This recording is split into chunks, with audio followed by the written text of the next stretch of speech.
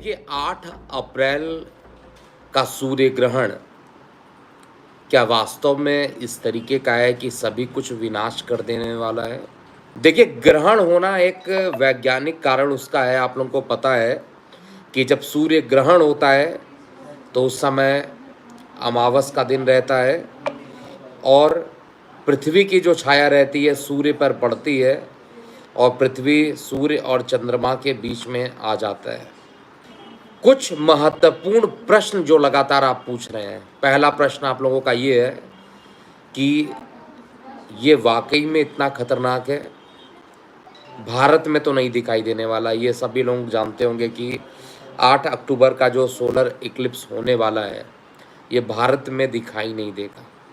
अब भारत में नहीं दिखाई देगा, तो ये किस तरीके से भारत के लिए खतरनाक होगा? सबसे पहला प्रश्न ये है।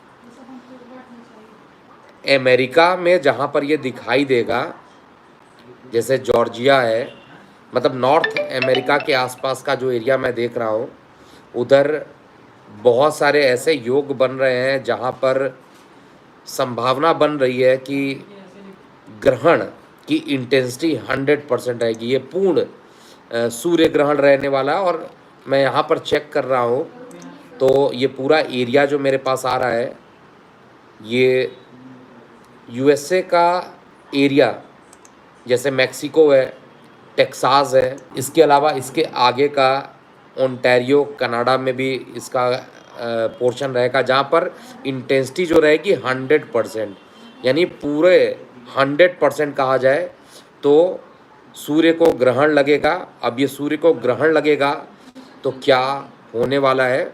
सूर्य और पृथ्वी के बीच में जो चंद्रमा आएंगे उसका जो प्रभाव होगा, आइए हम समझते हैं किस तरीके से रहने वाला है। ये रात्रि 9:12 का टाइम रहेगा भारतीय समय अनुसार और 9 अप्रैल के अर्ली मॉर्निंग 2:22 तक ये ग्रहण रहने वाला है। इस ग्रहण की पूरी अवधि जो रहेगी 5 घंटे और 10 मिनट की रहेगी। पिछले 50 साल के इतिहास में देखा जाए तो ये सबसे बड़ा ग्रहण होगा, जिसमें बहुत टाइम तक ऐसा होगा कि जो चंद्रमा रहेगा उसकी छाया सूर्य पर बहुत लंबे टाइम तक पड़ेगी और बहुत अंधकार हो जाएगा। इवन अगर आप बृहस्पति देवता को देखना चाहते हैं, अब इंडिया में तो रात होगा उस समय, और जब रात होगा 12 घंटे पहले सूतक काल प्रारंभ हो जाता है। जिस समय ग्रहण होगा उस समय उससे 12 घंटे पहले सूतक काल लगता है, तो ग्रहण तो भारतीय समय अनुसार रात्रि में लगेगा, इसलिए सूतक काल बहुत ज़्यादा मान्य नहीं है। 12 घंटे पहले सूतक काल जनरली लगता है। हाँ, विदेशों में जहाँ पर अमेरिका और कनाडा के कुछ क्षेत्रों में जहाँ पर ये लग रहा है, वहाँ पर सूतक काल मान्य निश्चित रूप से होगा। वहाँ के जो इंडियन व्यूअर हैं, जो लगातार वॉच करते हैं, उनको मंदिरों के कपाट वहाँ पर बंद करके रखने चाहिए। हालांकि कंबाइंड मंदिर होता है, लेकिन आप अपने घर में भी मंदिर अगर बनाए हैं उसमें कोई दिक्कत नहीं है। जहाँ पर प्राण प्रतिष्ठा है वहाँ पर ही इसको बंद करके रखने की ज़रूरत पड़ती है। अब चैत्र नवरात्रि की मतलब चैत्र नवरात्रि भी प्रारंभ होगा और ग्रहण भी लगने वाला। दोनों प्रक्रिया आप मान के चलिए एकदम एक साथ पैरेलली चल रही है और निश्चित रूप से ये ग्रहण जो रहेगा पश्चिम देशों के लिए बहुत अच्छा नहीं है। अर्थक्वेक आएगा, पश्चिम देशों में ही अर्थक्वेक के आने की संभावना ज़्यादा दिखाई दे रही है। भारत के भी कुछ क्षेत्रों में अर्थक्वेक के आने की संभावना ज़्यादा है और ये एरिया हिमाचल का एरिया हो सकता है, ये एरिया जो है उत्तराखंड का एरिया हो सकता है, या वही बेल्ट जो मैं बार बार बताता हूँ आप लोगों को, अफ़गानिस्तान पाकिस्तान वाला जो बेल्ट है, जो कि पूरा का पूरा नॉर्थ ईस्ट तक जाता है, उस बेल्ट में भूकंप के आने की संभावना ज़्यादा बढ़ेगी। भारत में क्योंकि दृष्टि इसकी नहीं पड़ेगी तो भारत में इंटेंसिटी इतनी ज़्यादा नहीं रहेगी, लेकिन फिर भी कई बार पृथ्वी जो सीक्वेंसेस होते हैं, कई बार पृथ्वी के हिलने की घटना होगी। मैं ये नहीं कह रहा हूँ कि 8 अप्रैल को ही होगा। रेड अलर्ट तो मैंने बहुत पहले ही बता दिया था कि मार्च और अप्रैल में रेड अलर्ट के लिए तैयार रहिए। तो और ये जो ग्रहण पड़ रहा है लगातार होली के बाद, अब ये नवरात्रि के पहले का जो ग्रहण पड़ रहा है, इसमें भी आप लोगों को बहुत ज़्यादा ध्यान रखना चाहिए। परेशानी किनको होने वाली है बेसिकली देखा जाए तो रेवती नक्षत्र में ये ग्रहण लग रहा है, मेष राशि में एक ग्रहण लग रहा है। तो जो लोग मेष राशि के हैं, रेवती नक्षत्र में जिनका जन्म हुआ है, जिनमें जिनके मंगल की महादशा चल रही है, जिनके बुध की महादशा चल रही है या अंतरदशा चल रही है, उनके लिए विशेष रूप से सावधानी बरतने वाला ये टाइम रहेगा। संक्षेप में ये समझते हैं प्रत्येक लग्न वाले जातकों पर इसका क्या प्रभाव होगा। और बहुत ज़्यादा डरने वाले लोग, डरने वाली स्थिति जो है भारत में एटलीस्ट बहुत ज़्यादा नहीं होगी। हाँ, भूकंप के कारण देखिए डर तो लगता है, अकस्मात पूरी बिल्डिंग हिल जाती है, डर बहुत लगता है, लेकिन उससे बहुत ज़्यादा खतरा नहीं होगा। ये मैं कंफर्म चेक कर सकता हूँ चार्ट में, खतरा नहीं होगा। लेकिन भूकंप के ना आए इसको आप नेगलेक्ट नहीं कर सकते हैं, क्योंकि भूकंप के रिसर्च में यही मैंने पाया है, जहाँ पर जनरली जो कोस्टल एरिया होता है उसके आसपास जो भूकंप है या सुनामी, उसके आने की टेंडेंसी तो वैसे भी लगातार बनी रहती है। अब हम बात करते हैं ग्रहण का जो प्रभाव रहेगा प्रत्येक लग्न पर क्या पड़ेगा। पहले बात करते हैं मेष लग्न में। संक्षेप में कहा जाए 3 से 4 लाइन ही केवल बताऊंगा। देखिए मेष लग्न में ओवरऑल सर में अकस्मात दर्द बढ़ सकता है। सर में दर्द जो है, थोड़ा हेडेक इत्यादि, आपका ये प्रभाव 10 से 15 दिनों तक या 1 महीने तक थोड़ा ज़्यादा हो सकता है। जिनको माइग्रेन है उनको बहुत ज़्यादा ध्यान देना चाहिए। और साथ में ये ग्रहण क्योंकि सूर्य ग्रसित हो रहा है, उधर संबंधित परेशानियां भी आपको उत्पन्न कर सकता है, संतान से कष्ट की संभावना भी दे सकता है, मानसिक तनाव भी आपको किसी ना किसी तरीके से दे सकता है। इसलिए आपको बहुत ज़्यादा यहाँ पर संभाल कर रहना चाहिए। और इस दौरान आप कोशिश कीजिए कि सूर्य गायत्री का अगर आप मंत्र करते हैं तो आपके लिए काफ़ी अच्छा रहेगा। इस समय किया गया जो मंत्र है, जो मंत्र सिद्धि करना चाहते हैं, आप गायत्री मंत्र का प्रयोग कर सकते हैं, उससे आपको काफ़ी लाभ मिलता हुआ दिखाई देगा। इसके बाद वृषभ लगन की बात करते हैं। देखिए वृषभ लगन में क्योंकि ये ग्रहण आपके लगन से एकादश भाव में हो रहा है, बड़े भाई बहनों के लिए थोड़ी सी परेशानी वाला समय हो सकता है और माता के स्वास्थ्य को लेकर थोड़ी परेशानी होगी। लेकिन इस ग्रहण के परिणाम स्वरूप आय के क्षेत्र में वृद्धि भी होने वाली है, भाग्य का सहयोग भी मिलेगा। कार्य क्षेत्र में बदलाव अगर करना चाहते हैं उसमें भी सकारात्मक परिणाम आपको देखने को मिलेगा। कुल मिलाकर कहा जाए तो माता के स्वास्थ्य के लिए थोड़ी परेशानी हो सकती है। इस 1 महीने किसी प्रकार का वाहन, भूमि, मकान में निवेश करने से बचना चाहिए। बाकी चीज़ें जो है वृषभ लगन में अच्छी ही होने वाली है। मिथुन लगन की बात करते हैं। देखिए जो भी लोग मिथुन लग्न वाले जातक हैं, ऐसे जातकों के लिए दशम भाव में एक ग्रहण लग रहा है तो पैर में चोट लगने की संभावना ज़्यादा हो सकती है। किसी भी प्रकार का अकस्मात चोट लग जाए, इस बात का आप लोगों को ध्यान देना चाहिए।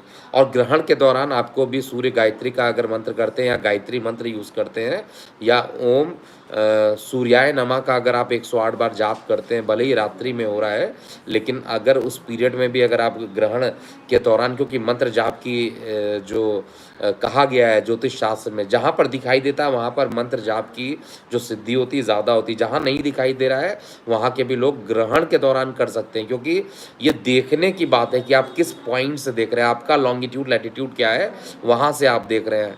कुछ लोग यूएसए से देख रहे हैं, वहाँ पर पूरा दिखाई देगा, वहाँ पर मंत्र जाप की जो सिद्धि होगी वो ज़्यादा मिलेगी। भारत में ये नहीं दिखाई देगा, लेकिन फिर भी मंत्र जाप, जिन लोग को पितृदोष है, जिन लोग को काल सर्प दोष बहुत ज़्यादा बढ़ा हुआ है, नहीं शांत होता है, उनके लिए उत्तम समय है। आपको गायत्री मंत्र का जाप यहाँ पर करना चाहिए। और क्योंकि रात्रि का समय होगा, रात्रि के समय तो आप पूजन नहीं करा सकते हैं किसी भी चीज़ का उस समय, लेकिन मंत्र जाप आप ज़रूर कर सकते हैं। कर्क लगन में पिता के भाव में ये ग्रहण लगने वाला है तो रीढ़ की हड्डी में किसी प्रकार का दर्द उत्पन्न हो जाना, भाग्य पूरे तरीके से साथ नहीं देना, अकस्मात यात्रा में व्यवधान उत्पन्न होना। और हालांकि नेम फेम आपका बढ़ेगा, मेहनत बढ़ेगा, और जो जिम्मेदारी है वो ग्रहण के पहले और ग्रहण के बाद भी बहुत ज़्यादा बढ़ने वाली। प्रमोशन के योग भी इस ग्रहण के दौरान आपको मिल सकते हैं। कर्क लगन वाले जातकों को केवल पिता के लिए ये ज़्यादा परेशानी करेगा, मानसिक रूप से ज़्यादा परेशानी करेगा, तो इसलिए आपको यहाँ पर लाल रंग की चीज़ें जो है, आप किसी लाल रंग के जो फल होते हैं, जैसे अनार हो गया, सेब हो गया, इसका आप दान अगर करते हैं अगले दिन, क्योंकि इंडिया में तो अगले दिन ही ये होगा, रात्रि के समय है तो आप अगले दिन ही इसका प्रयोग कर सकते हैं। ग्रहण के दौरान आप केवल गायत्री मंत्र का ही जाप कर सकते हैं, ओम सूर्याय नमः कर सकते हैं, लेकिन इसके अलावा और कोई दूसरी काम आप नहीं कर सकते हैं। इसके बाद सिंह लग्न की बात करते हैं। देखिए, सिंह लग्न वाले जातकों के लिए अष्टम भाव में ये हो रहा है, मंत्र सिद्धि के लिए बहुत ही अच्छा समय है। अष्टम भाव वैसे भी रहस्यों से भरा होता है, अगर रहस्यों से भरा समय में ग्रहण लग रहा है तो थोड़ा सा यहाँ पर जो लोग रिसर्च एंड डेवलपमेंट में लोग काम कर रहे हैं उनको थोड़ी परेशानी किसी ना किसी बात को लेकर होगा, और आपके लग्नेश को ग्रहण लग रहा है तो मानसिक चिंता आपको सबसे ज़्यादा होगी। लेकिन किसी बात को लेकर परिवार में वाद विवाद करने से बचिएगा। ऐसा नहीं कि वाद विवाद आप प्रारंभ कर दीजिए और एक बार वाणी उग्र हो गई तो वो जल्दी शांत भी नहीं होगी। बुध और मंगल दोनों के लिए आपको यहाँ पर ध्यान देना पड़ेगा। जिनकी बुध की महादशा चल रही है, जिनकी मंगल की महादशा चल रही है, सिंह लग्न के हैं, या सूर्य की महादशा चल रही है, उनके लिए भी ये बहुत अच्छा समय नहीं है। इस समय आपको भी गायत्री मंत्र का जाप करना चाहिए, या ओम सूर्याय नमः कीजिए, या आप कोशिश कीजिए कि आप आदित्य हृदय स्रोत का अगर आप पाठ करते तो आपके लिए अच्छा रहने वाला है। कन्या लग्न की बात करा जाए तो कन्या लग्न में ये ग्रहण जो होगा आपके सप्तम भाव में हो रहा है, आपके जीवन साथी के भाव में हो रहा है। जीवन साथी के भाव में ये ग्रहण होने के कारण जीवन साथी को किसी प्रकार का मानसिक कष्ट होता हुआ दिखाई दे रहा है। भारत में प्रभाव कम रहेगा, लेकिन जो जातक विदेश में रह रहे हैं, विशेष रूप से या कनाडा में है या यूएसए में, ऐसे जातकों के लिए थोड़ी परेशानी भरा समय अभी भी रह सकता है। माइग्रेन इत्यादि आपके ज़्यादा बढ़ सकते हैं, और जीवन साथी या किसी पार्टनर, बिजनेस पार्टनर या लाइफ पार्टनर से किसी प्रकार की कठिनाइयाँ हो सकती हैं। इस समय यात्रा ना करें तो ज़्यादा अच्छा रहेगा। तुला लग्न की बात करते हैं। देखिए, तुला लग्न में ये ग्रहण आपके रोग, ऋण, शत्रु, रिपु भाव में हो रहा है, षष्ठम भाव से हो रहा है। षष्ठम भाव में हो रहा है, एकादश भाव के मालिक सूर्य हैं और उनका ग्रहण हो रहा है षष्ठम भाव में। लीगल मामलों के लिए बिल्कुल भी अच्छा नहीं है। और साथ में ये जो ग्रहण पड़ रहा है, बड़े भाई बहनों के साथ किसी प्रकार का मतभेद उत्पन्न कर सकता है। और इस समय आप कोशिश कीजिए कि न्यायिक मामलों में थोड़ा सा अगर डिले हो जाए तो आपके लिए काफ़ी अच्छा रहेगा। ओवरऑल क्योंकि रोग, ऋण, शत्रु में है, तो अगर आपके कोई ऐसे शत्रु हैं जो एकदम पीछा नहीं छोड़ रहे हैं और तुला लग्न के हैं, तो ऐसे जातकों को यहाँ पर 10 माला कम से कम गायत्री मंत्र का आपको रात में करना चाहिए। और ये भी जब ये पीक पर होगा, वो 7.5 मिनट जो एकदम पूरा पीक होने वाला है, उस पीक में जब पूरा 100% चंद्रमा की छाया सूर्य को पूरे तरीके से ग्रसित कर लेगी, उस समय आपको देखना होगा। इसके अलावा वृश्चिक लग्न की बात करते हैं। देखिए, वृश्चिक लग्न में ये ग्रहण आपके पंचम भाव में हो रहा है, उधर संबंधित परेशानी, और साथ में पंचम भाव जो होता है वो आपके संतान भाव का भी होता है। आपके मानसिक तनाव को लेकर, मतलब मन को लेकर किसी प्रकार की बेचैनी हो जाना। सूर्य हड्डी का कारक होता है, तो हड्डियों से संबंधित भी किसी प्रकार की परेशानी इस समय अकस्मात उत्पन्न हो सकती है। बिल्कुल घबराने की ज़रूरत नहीं है, ये केवल टेम्प्रोरी इफेक्ट है। 10 से 15 दिन में ये प्रभाव खत्म हो जाएगा। आपको सूर्य गायत्री आपको भी करना चाहिए, जिससे कि बहुत ज़्यादा परेशानी उत्पन्न ना हो जाए। और लगभग जो इसका पीक बनेगा वो रात में 1 बजे के आसपास इसका पीक बनेगा। एग्जैक्टली मैं अपने इस पे पिंग कर दूंगा, जिससे कि लोग वो 7.5 मिनट का यूज़ कर सकें। या आप हमें इंस्टाग्राम पे फॉलो कीजिए, वहाँ पर ऑलरेडी अपडेट किया हुआ है। बात करते हैं धनु लग्न वाले जातकों के लिए। देखिए, धनु लग्न वाले जातकों के लिए, क्योंकि आपके माता के स्थान पे ग्रहण हो रहा है, तो मानसिक चिंताएं आपकी बढ़ेगी। मात्र और पितृ दोनों, क्योंकि माता के स्थान पर बैठे हैं, पितृ भाव के मालिक हैं, तो माता पिता दोनों को थोड़ी तकलीफ हो सकती है। और लेकिन एक अपॉर्चुनिटी यहाँ पर ज़रूर रहेगी कि जिनके जॉब गए थे उनके जॉब मिलने की संभावना ज़्यादा बन सकती है, और आय के क्षेत्र में वृद्धि भी होगा। तो धनु लग्न के लिए कहा जाए थोड़ा सा पीड़ाप्रद रहेगा, लेकिन मिश्रित परिणाम देगा। आप 100% ये नहीं कह सकते कि धनु लग्न में ये खराब रिजल्ट देगा।